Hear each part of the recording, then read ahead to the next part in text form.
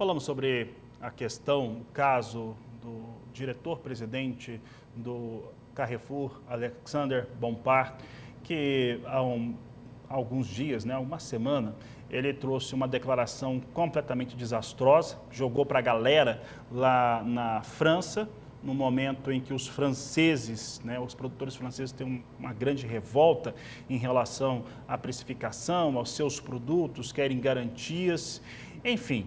Alexander Bompard, ele, na sua carta, no seu comunicado que ele envia ao ministro Carlos Fávaro, eu estou com ela aqui, em nenhum momento, ele nega aquilo que ocorreu. Tá? Então, em princípio, não se fala que aquela situação não existe. Ele explica que o Carrefour na França compra praticamente todos os produtos de produtores locais, o que é um fato, que é uma verdade. O que não é fato é a necessidade que ele teve de agredir o produto vindo aqui do Brasil e também dos outros países do Mercosul com uma argumentação tão falha e, de certo modo, mesquinha sobre os aspectos que ele alegou lá naquele comunicado que ele publicou em suas mídias sociais. No comunicado enviado hoje, ele coloca alguns pontos que são relevantes. É por isso que a gente fala que é uma meia-culpa que ele assume, ele não chega a assumir nenhuma posição um pouco mais clara. Mas a liderança, ela coloca o seguinte, que o grande grupo varejista, ele é descentralizado.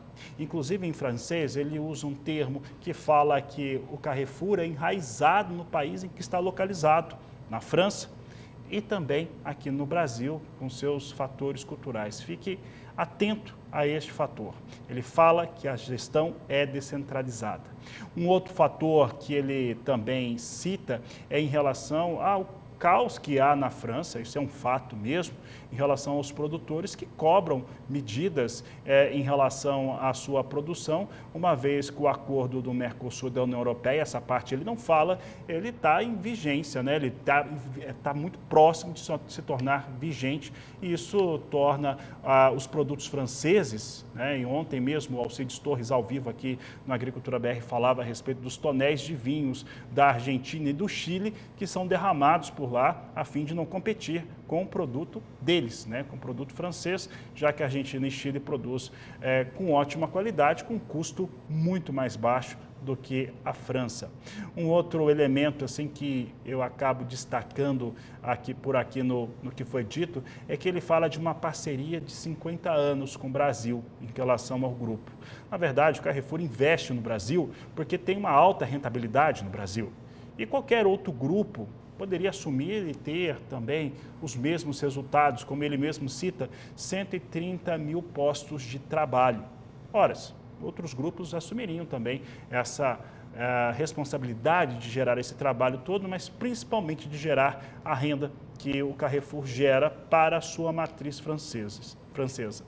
A contradição vem naquele aspecto que eu citei lá, que ele diz que o Carrefour em cada país é enraizado e segue a cultura local. Portanto, ele está querendo dizer que o Carrefour daqui não tem nada a ver com o Carrefour de lá. Só que no final ele diz o seguinte, que ele é o presidente que mais investiu, o presidente do Carrefour, que mais investiu aqui no Brasil. Então, o contraditório foi montado, é uma meia-culpa que ele assume, mas sem ter claramente pedido desculpas à cadeia produtiva. Ele fala diretamente com o ministro da Agricultura e não com essa cadeia produtiva. De qualquer forma, foi retomada, a partir dessa carta que foi enviada hoje mais cedo para o Ministério da Agricultura, foi retomada a relação com o Carrefour aqui no Brasil e as indústrias assumiram que vão voltar a fazer o abastecimento de carnes para estas unidades da multinacional francesa. Quem falou a respeito deste assunto para o Canal do Boi, sobre o retorno, sobre esse comunicado, foi o Ricardo Santin, presidente da ABPA, da Associação Brasileira dos Produtores de Proteína Animal. Ele comemorou, de certo modo, algum posicionamento da pessoa que causou todo esse ônus em relação à cadeia produtiva, e o comentário você acompanha agora no Agricultura BR. A ABPA entende que a manifestação do Carrefour em uma carta direcionada ao ministro Carlos Fávero, pedindo desculpa pelos prejuízos de imagem que gerou, por, segundo eles, mal entendido, e reconhecendo a qualidade das carnes do Brasil, inclusive o sabor, ela é suficiente para repor as coisas no seu devido lugar. Infelizmente, essa manifestação desprovida de qualquer base de verdade, que havia sido feita lá atrás pelo CEO, ela demorou para vir uma resposta à altura com pedido de desculpas. Mas esse pedido de desculpas coloca agora e mostra ao mundo que o Brasil está atento na defesa das suas proteínas, que são um patrimônio do Brasil. Nós somos muito importantes na balança comercial. Carnes de boi, aves e suíno devem trazer esse ano mais de 25 bilhões de dólares para o nosso país em receitas cambiais. E por isso que essa manifestação vem em boa hora, atrasada, infelizmente, mas em boa hora para repor a verdade de que as nossas carnes do Mercosul e do Brasil especialmente são boas, têm qualidade, têm sanidade, sustentabilidade e ainda por cima sabor. Então, o Ricardo Santin da BPA. Olha, vou externar essa situação. Hoje nós falamos com alguns representantes de indústrias frigoríficas, seja de sindicato de indústrias, seja dos grandes grupos industriais que operam aqui no Brasil. Alguns chegaram a topar a entrevista, mas depois recuaram e afirmaram que vão esperar o comunicado oficial da ABEC, Associação Brasileira da Indústria Exportadora de Carnes. Por falar em carnes, a gente segue falando sobre cadeia produtiva, falando sobre pecuária de corte, e nós vamos conversar ao vivo agora pela internet com Iberville Neto, que participa conosco desta edição de Agricultura BR aqui no canal do Boi.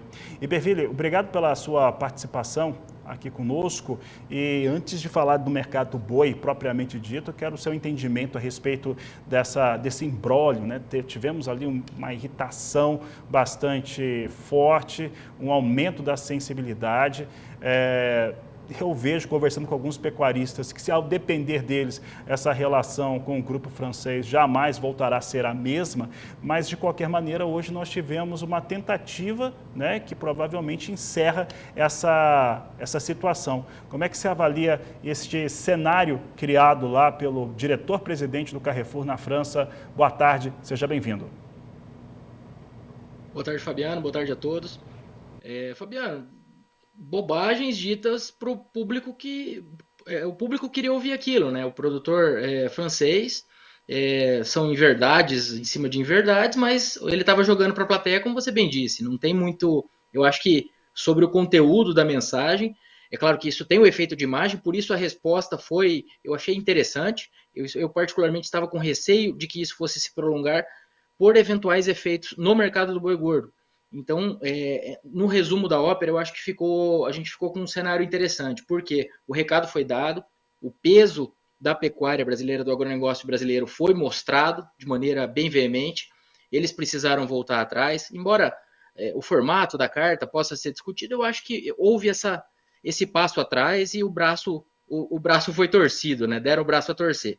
Então, eu diria que foi positivo, e mais positivo ainda porque isso não se prolongou demais, porque o Carrefour ele não é o único mercado, o único supermercado, a única rede varejista do Brasil, longe disso, mas ele é a maior, né?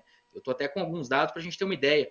Eles têm 1.188 lojas no Brasil, segundo a referência aí de 2000, o ranking Abra de supermercados de 2024. Então, é uma via de escoamento importante para a nossa carne, sob as diversas bandeiras. Só que o recado foi dado. Então, eu acho que a gente teve uma resolução interessante do ponto de vista da pecuária brasileira. Antes, esse comentário não tivesse nem sido feito. Seria o melhor cenário. Mas já que foi feito, a pecuária deu uma resposta à altura e não precisou manter essa resposta por muito tempo, que poderia atrapalhar o escoamento de carne nesse momento tão interessante para o mercado do boi gordo. Então, eu acho que no frigir dos ovos, depois do comentário absurdo feito, o que ocorreu depois eu achei bem interessante.